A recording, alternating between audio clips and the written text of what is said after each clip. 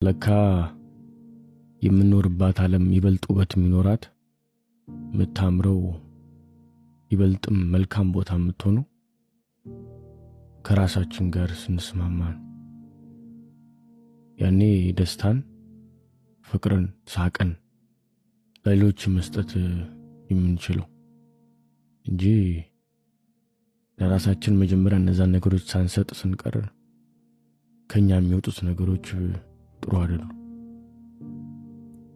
ለዚህ ነው መጀመሪያ ራስ ይቀድማል የሚባለው።